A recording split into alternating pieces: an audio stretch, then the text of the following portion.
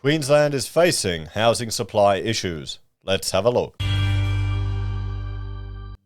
Hello everyone, Florian.Heise here and welcome to another episode of HeiseSays. Grab your stein of coffee. I thought we'd look at this article written by John McCarthy from Iron Queensland discussing the property sector. It's bouncing back and recovering strongly from the floods, but we're still looking at housing supply issues.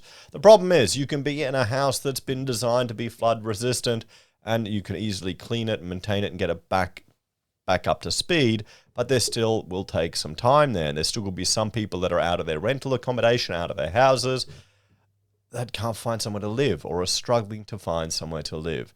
And this is going to cause a supply issue, not just, short term in rental, but in the medium to longer term, just in housing stock, particularly as there's more demand for people moving to Queensland. We looked at another article just discussing the employment boom that we're having here in Queensland at the moment. That's going to exacerbate this as well. So, business confidence in the property sector slipped in March, but shrugged off the impacts from extensive flooding in southeast Queensland and the pandemic. The Property Council survey was conducted 2 weeks after the floods, but showed capital growth expectations for office sector had improved from the December survey. But the council's Queensland executive, Jane Williams, said the survey also highlighted concerns in the sector about housing supply and affordability. Now, supply and affordability of housing it feels like it's a perpetual issue here in Australia. Housing affordability is not where it was anymore. And measuring it by old yardsticks of individual income has to go out the window. It has to be household income, and households now have to have two incomes because that's what you're competing with. You're competing with other people with two incomes. You may not want to have both partners working. Maybe you want to keep someone home to raise the kids. You know, what a novel idea. Raising your own children, not leaving them in the care of others. The saddest thing is when someone puts their child in childcare to go teach other people's kids or to go take care of other people's kids. It's a strange world we're living in now, isn't it? All to free everyone to go work for a third of the year for the government, pretty much. Isn't it awesome? You know?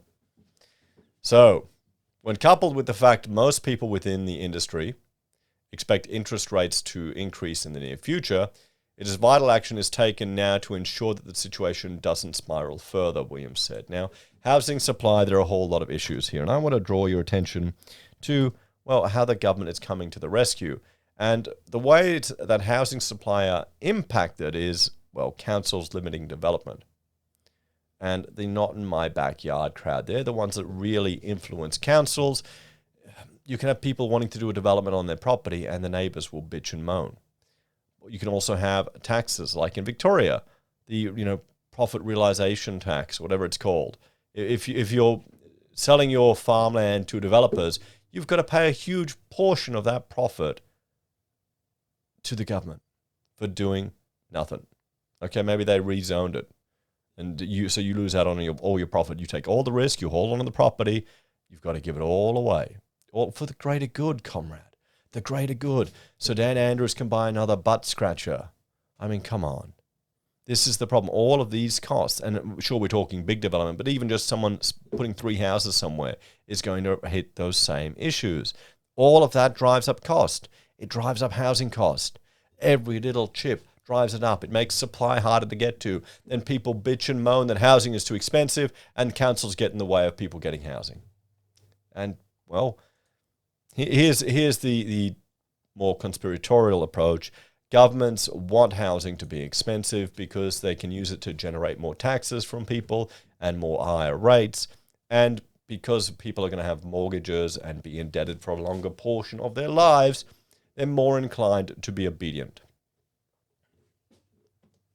I mean, there you go. It's more effective than any other way of controlling a mass population. You don't need all these people prattling on about the, conspiracy theories of radar things and all this other rubbish stuff in the water. No, you want to control people, just get them in debt. So, the sentiment index, and of course I've gone off topic again, the sentiment index in the survey fell from 142 to 140, with 100 considered neutral. So it's still very high. So sentiment is still positive. Williams said this showed resilience in the industry and the lessons learned in the 2011 floods had been adopted and allowed the state to bounce back. Respondents also indicated that their work schedules and staffing levels would increase over the next 3 months, which Williams said reinforced the need to attract skilled workers to Queensland. ANZ also analysed the survey and found that the number of firms expecting house prices to increase this year had fallen from 67% to 40% in March. Construction expectations also edged lower but remained elevated given the large pipeline of work. So there you go, guys. What do you reckon? Let's have a talk about this. I don't think housing supply issues are going to be addressed anytime soon. It's going to be a political hot potato. It's something we need to be aware of. To address it, the government needs to get out of the way for the impediments, but then people need to trust others to develop and the market to provide the freedom to increase supply. I think that requires a cultural shift in Australia. I really think it does. The biggest issue is going to be the not in my backyard crowd. The biggest issue is going to be investors and property holders that don't want to see the value of their assets decrease. If you've got people, investors will happily vote for the Greens who they ideologically completely oppose because they know their policies will ensure their investment properties maintain a certain value. So what do you reckon, everyone? How can we solve the housing supply issues? I think there needs to be a cultural change and there needs to be a change in planning. It needs to be easier to build and we need to accept higher densities closer into the city. Anyway, let me know your thoughts and opinions on this one. Thank you all for watching. Like, share, subscribe to the channel. If you're a fan and enjoy the content I find and put together here, there are a few ways you can help out. You can join us on YouTube or Patreon. Sign up for Amazon, eBay, Independent Reserve, or AussieBroadband using our affiliate links.